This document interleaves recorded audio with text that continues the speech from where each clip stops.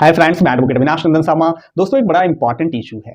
किसी भी केस को फाइल करने की एक समय सीमा है, उसकी एक सर्टेन अवधि होती है, टाइम पीरियड होता है। उस टाइम पीरियड में आप केस फाइल करोगे। कुछ क्रिमिनल केसेस के लिए भी ये नियम लागू है और सिविल केसेस में भी ये प्रावधान है। अपील में जाना, रिवीजन में जाना, सबकी एक सीमा फिक्स की गई है। निचली अदालत ने अगर कोई फैसला दे दिया तो आप 1 महीने में अपील फाइल करोगे, कुछ में 3 महीने की समय सीमा दी गई है। तो ये एक लिमिटेशन पीरियड है। लिमिटेशन पीरियड में केस को फाइल करना होता है। 498A दहेज प्रताड़ना का जो मुकदमा है, अगर किसी के साथ कोई ज्यादती हुई है तो 3 वर्ष में उस केस को फाइल करना। अगर किसी का पैसा उधार है, किसी ने लिया हुआ है, उसकी वापसी उसने नहीं की, तो आपको उसके वापसी ना होने पे 3 वर्ष में अपना रिकवरी शूट फाइल करना है।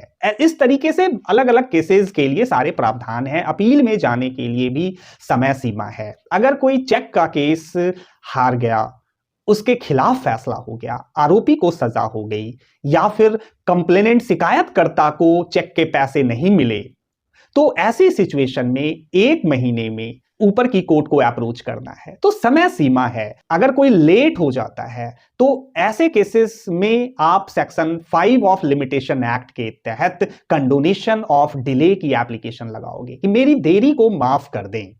ये जो डिले है इस वजह से है, आप एक्सप्लेनेशन दोगे और उसको माफी की दरखास्त करोगे। ये तरीका है दोस्तों। कंडोनेशन ऑफ डिले की एप्लीकेशन जब आप लगाते हो, अब यहां से कहानी शुरू होती है। कोर्ट के विवेकाधिकार, उसका डिस्क्रिशनरी पावर शुरू हो जाता है। कोर्ट को यह देखना है कि देरी को माफ करूं या ना करूं।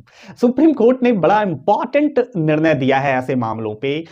सुप्रीम कोर्ट की बहुत स्पष्ट गाइडलाइन है कि अगर कोई कंडोनेशन ऑफ डिले की एप्लीकेशन लगती है तो डिले की अवधि नहीं देखनी है, उसका समय नहीं देखना है कि बहुत बड़ा टाइम है तो मैं माफ नहीं करूंगा, इतना टाइम तक है तो मैं माफ कर दूंगा।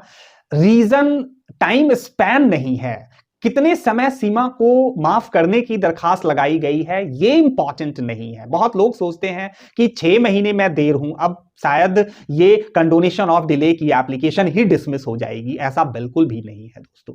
बड़े स्पष्ट निर्देश हैं कि देखना है एक्सप्लेनेशन, व्याख्या, कि भाई किस कारण से आप लेट हो, आपने क्या एक्सप्लेन किया है। लेट का जो रीजन है, एक्सप्लेनेशन है, वो इंपॉर्टेंट है। और इसीलिए सुप्रीम कोर्ट ने बोला है कि कभी कभी छोटी देरी, कम समय की देरी भी माफ नहीं की जाती है क्योंकि एक्सप्लेनेशन सही नहीं है।